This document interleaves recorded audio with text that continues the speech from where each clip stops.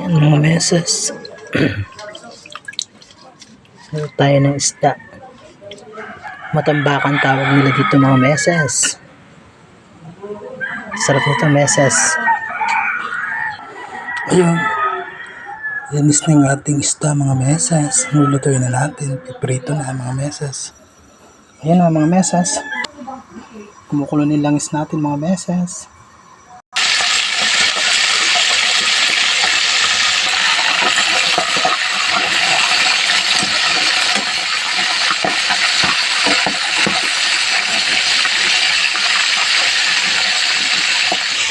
Ayan, luto na meses. Ayun, nagpiprito tayo. Nagsasain na tayo mga meses.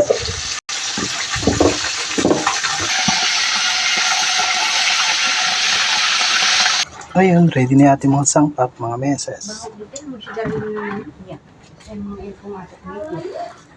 Luto na yung ating fish. Mga meses.